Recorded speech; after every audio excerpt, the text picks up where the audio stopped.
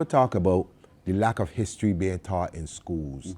And I really thought that last night, for me personally, really made the case for us to look at that as part and parcel of our transformation when we talk about education.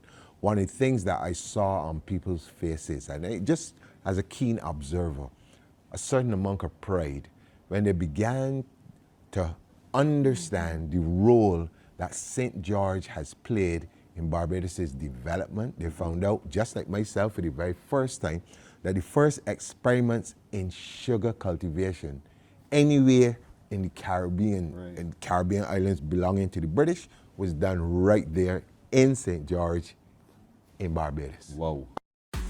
History is not just about the past. It encompasses power, identity, and how we shape the future. Senator John King of Barbados is raising an urgent concern that many have overlooked. The story of the Caribbean, our story, is being softened, sanitized, and, at times, even stolen. This must change. Caribbean nations, especially Barbados, need to take ownership of their historical narrative, fully and unapologetically. While initiatives like historical walking tours are well-intentioned, many are curated to appease tourists or international audiences. In doing so, they risk erasing the pain, resistance, and strength embedded in our shared past. Our ancestors warned us against allowing the descendants of those who oppressed us to tell our stories. This is not about fostering hatred. It is about truth. It is about pride and ensuring that our children know who they are and where they come from. Barbados was not just a sunny vacation destination.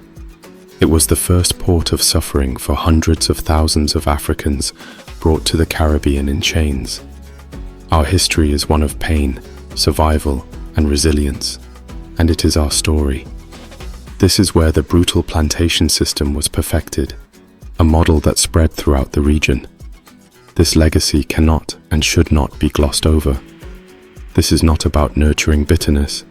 It is about ensuring that young people understand their origins, their current circumstances, and their potential. If we do not teach our children the authentic narrative of what truly happened and why it matters, then who will? When we fail to teach real history, we forget where we came from and allow others to define where we are headed. King's message is not just for Barbados. It is for every island and every person of African descent across the Caribbean. Our history of survival, rebellion, culture, and creativity is unique and must be honored, not buried under glossy tourism brochures or foreign-approved textbooks. This is our time to take control of the narrative. We need to teach our children not only about the pain of the past, but also about the strength it took to overcome it. Let us honor our ancestors by telling the entire story and ensuring it is never told without us again. We must not allow anyone to convince us that it is hateful or wrong to teach our history as it should be taught. If you believe in truth over comfort, share this message. Leave a comment about what history means to you, and most importantly, teach it, raw, honest, and proud.